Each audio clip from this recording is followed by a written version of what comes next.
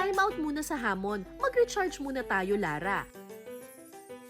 Ipatitikim daw kasi sa atin ng mga Kapampangan ang isa sa mga pambato nilang luto sa baka, beef asado. Piprituhin muna ang patatas. Susunod natin po itong red bell pepper.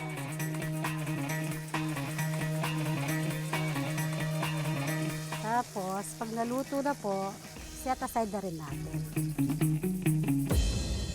Sa parehong kawali, igigisa ang sibuyas at bawang.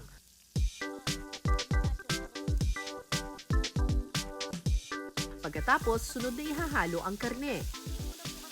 Haluin siya po hanggang sa mahalo yung lasa niya. Minarinate ko po pala ito ng kalamansi at saka toyo with sibuyas, konting paminta, pampalasa po. Igigisa ang karne hanggang sa magmantika ito ng bahagya. Lumabas na po yung sariling niyang mantika. Pwede na nating ilagay itong pinag-marinate natin. Tapos, tubig.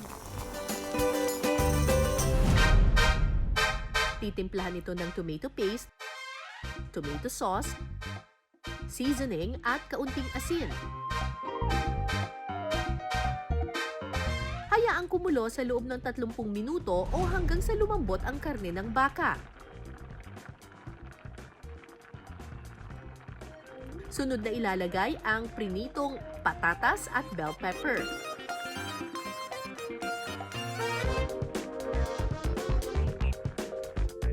Maya-maya pa, pwede nang lantakan ang beef asado. Eto, titingnan na natin itong beef asado. Parang kamukha rin yung kaldereta, no? Pero nakaslice yung patatas na parang Palang. Tingnan natin, game. protein. Po natin. Napaka-rich, nung lasa, no? Lasang-lasa mo yung asim, no? Yung asim, no? So malambot yung beef. Malambot yung beef, oo.